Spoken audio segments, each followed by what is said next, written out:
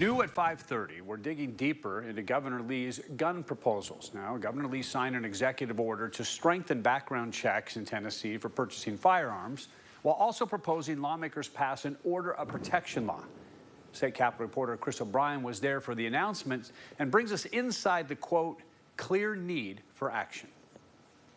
It's arguably the biggest step Governor Bill Lee has ever taken to address gun violence. He announced he'd push the General Assembly for an order of protection law. A person that has shown that they are a real threat to themselves or to others, that person, that individual should not have access to firearms. Lee also signed an executive order today to require law enforcement to submit new criminal activity within 72 hours, while also calling on the TBI to examine background checks in Tennessee. I certainly hope that there's bipartisan support sufficient to get this done. House Democratic leadership blasted the plan, calling it a beguiled way to drum up support. Yet again, you've got this governor with such completely failed leadership, again, punting to someone else to solve the real problems. House Democratic Caucus Chairman John Ray Clemens says he agrees with some of the ideas, but not the way the governor is proposing implementation. If he wants us to do all the work and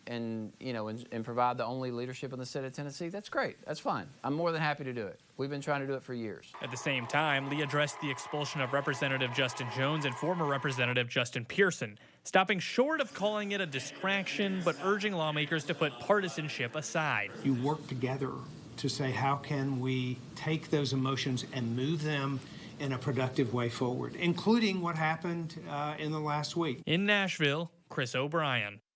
All right, Chris, thank you. Now, we should mention in the last half hour or so, we heard from Cameron Sexton saying the House is willing to move ahead with bipartisan legislation, but he needs to make sure that there's due process, there's fraud protection, and immediate hearings for dangerous people.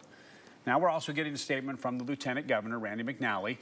His statement reads, in part, I believe it is possible to protect the constitutional rights of law-abiding gun owners while keeping guns out of the hands of people who are experiencing severe mental health crisis.